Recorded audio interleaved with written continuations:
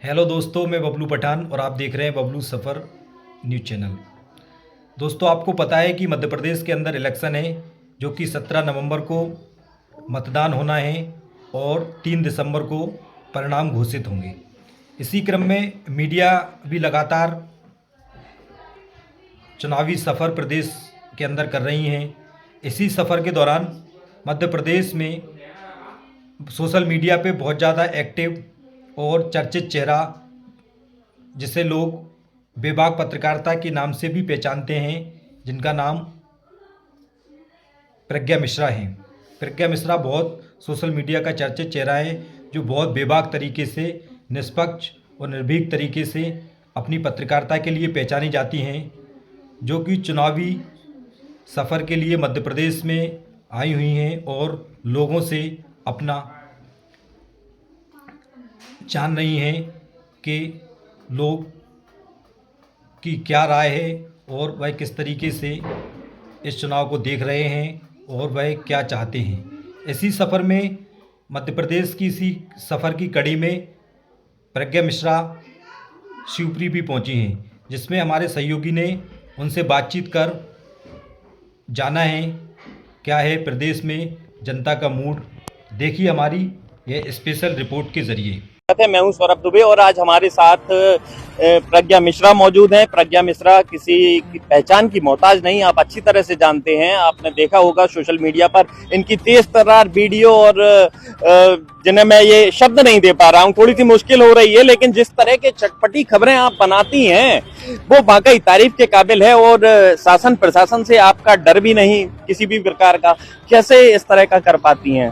देखिए, मैं खबरें बनाती नहीं हूँ, जो होता है वो बिल्कुल अनफिल्टर्ड तरीके से वही दिखा देती हूँ, क्योंकि अब लोगों को बड़े फिल्टरों की आदत हो गई है, दिखावे की आदत होगी, तो सच्ची चीजें है ना वो उनको अलग लगने लगती है। तो मैं कोशिश यही करती हूँ कि जो सच्चाई है वही दिखा दूं, और क्योंकि सच्ची होती है इसलिए डर भी नहीं लगता है। यही है। 2014 के बाद में एक मीडिया में बदलाव आया है, मुझे ऐसा लगता है, क्योंकि मैं भी मीडिया में पिछले कई सालों से काम कर रहा हूँ। आपको क्या लगता है किस तरह का बदलाव है ये? बहुत बड़ा बदलाव है ये, और ये इतिहास में लिखा जाएगा इस तरह का बदलाव कि पत्रकार जिनके साथ कुछ घटित हुआ होता है, जो बेचारे विक्टिम्स होते हैं, उनको खटघरे में खड़े करने लग गए हैं। अब पत्रकार भी जज बन गए हैं, तो ये समय याद रखिएगा। नेताओं के चाटुकार बन गए हैं। गोदी मीडिया एक शब्द, ये तो इतिहास में लिखा जाएगा कि पत्रकारों को गोदी कह दिया गया है, तो ये तो बहुत शर्म की बात है। एक आपने मध्य प्रदेश के कई जिलों के दौरे किए, लोगों से आपने मुलाकात की, क्या लगता है मध्य प्रदेश में किसकी सरकार आने वाली है या नहीं आने वाली है, या फिर मुद्दे क्या क्या हैं, कुछ बताएंगी? देखिए, क्योंकि मैं उत्तर प्रदेश की हूँ, कोशिश करा मैंने मध्य प्रदेश के लोगों को समझने की। मैं पब्लिक के बीच में गई, गांव गई, बिहड़ों में गई, वहां पर लोगों से जब मैंने बात किया तो मुझे ये पता चला कि जिस 2003 के पहले की बात बीजेपी करती है कि 2003 के बाद बहुत बदल गया है भैया मध्य प्रदेश, तो मुझे तो लग रहा है कि आजादी के बाद का मध्य प्रदेश में देख रही हूँ गाँवों में। अच्छा, मध्य प्रदेश के बारे में उत्तर प्रदेश में क्या चर्चा है? क्योंकि जो उत्तर प्रदेश में लखनऊ में चर्चा होगी वही इन दिनों मुझे लगता है दिल्ली में चर्चा होगी, क्योंकि यहाँ हम रह रहे हैं, जो सुन रहे हैं, जो दिखाई दे रहा है, लेकिन वहाँ दूर क्या माना जा रहा है मध्य प्रदेश के बारे में? मैं कहूंगी 18.5 और 19 की नेक टू नेक फाइट। 18.5 और 19 बस पॉइंट ही है, कुछ भी हो सकता है।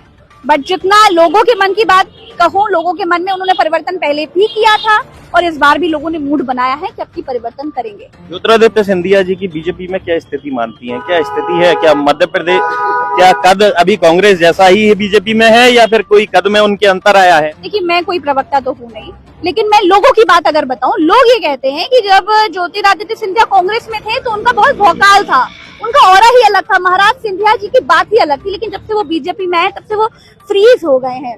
मैंने एक अंतर देखा है उनके समर्थकों में। जब तक ज्योतिरादित्य सिंधिया कांग्रेस में थे तब तक उनके समर्थक उन्हें मुख्यमंत्री बनाने की मांग करते थे, लेकिन अब जब वो बीजेपी में आ गए हैं कांग्रेस से, तो अब उनके समर्थक उन्हें मुख्यमंत्री बनाने की मांग क्यों नहीं करते? भाई, अगर समर्थक हैं तो मांग करनी चाहिए ना, आपको क्या लगता है? बिल्कुल करनी चाहिए, लेकिन अब बात ही हो गई कि अब तो एक ही चेहरे की बात हो रही है ना।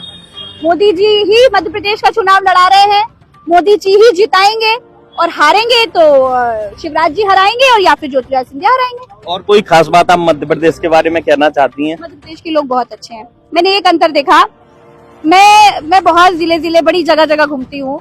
मैंने देखा कि कभी आप किसी से एड्रेस पूछे ना तो लोग, हमारे उत्तर प्रदेश में भी ऐसा ही होता है, एड्रेस पूछते हैं तो हम दूर खड़े रहेंगे, हाँ भैया आगे चले जाना, मिल जाएगा। लेकिन मध्य प्रदेश में मैंने देखा कि लोग अपनी दुकानें छोड़कर चले आते हैं, बैठे होंगे तो गद्दी छोड़ के चले आएंगे, बताएंगे भैया यहाँ से यहाँ जाना, फिर यहाँ से उधर घूम जाना, फिर घूमते हुए गली पड़ेगी, गली के आगे मोहल्ला पड़ेगा, मोहल्ले के आगे दुकान है, उसके आगे सीधे चले जाना, पहुंच जाओगे। तो ये मैंने लोगों के अंदर अपनापन देखा। चलिए, मध्य प्रदेश के लोगों की तरफ से आपका बहुत बहुत शुक्रिया। आपने मध्य प्रदेश के लोगों की बहुत तारीफ की, बताया कि भाई मध्य प्रदेश के लोग सहयोगी होते हैं, हर तरह से सहयोग करते हैं। आपका भी मध्य प्रदेश के लोग आगे की यात्रा में सहयोग करते रहें, ऐसी कामना हम करते हैं और आपके मुंह से हमेशा मध्य प्रदेश के लोगों के लिए दुआएं निकलती रहें और मध्य प्रदेश के लोगों को एक अच्छी सरकार प्राप्त हो जो बिजली, पानी, सड़क, यातायात, स्वास्थ्य, शिक्षा जैसे क्षेत्रों में काम कर सके, गरीब के हित की बात कर सके, गरीब के हित में काम कर सके, केवल नारेबाजी ना करे, केवल नारे ना लगाए और वाकई धरातल पर जो काम हो वो दिखाई दे। सौरभ दुबे, शिवपुरी।